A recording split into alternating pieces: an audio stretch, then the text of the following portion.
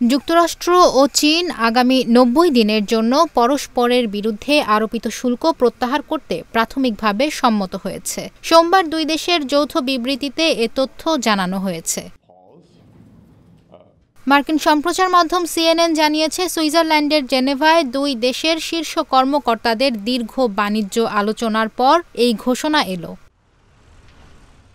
যৌথ বিবৃতিতে বিশ্বের বৃহত্তম অর্থনীতির এই দুই দেশ বলেছে, যুক্তরাষ্ট্র চীনা পণ্যের ওপর সাময়িকভাবে তার শুল্ক ১৪৫% থেকে ৩০% কমিয়ে আনবে। অন্যদিকে চীন মার্কিন পণ্যের ওপর তার শুল্ক ১২৫% থেকে কমিয়ে ১০% করবে।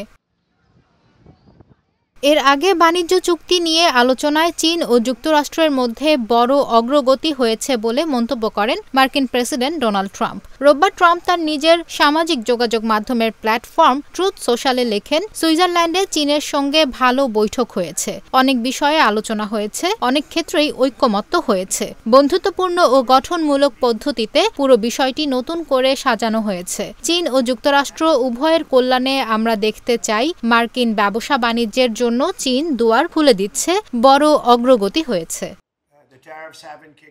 সুইজারল্যান্ডের জেনেভায় গত কয়েকদিন ধরে চীন ও যুক্তরাষ্ট্রের শীর্ষ কর্মকর্তারা বৈঠক করেন। বৈঠকে যুক্তরাষ্ট্রের অর্থমন্ত্রী স্কট বেসেন্ট, মার্কিন বাণিজ্য প্রতিনিধি জেমিসন গ্রির প্রমুখ অংশ নিয়েছিলেন।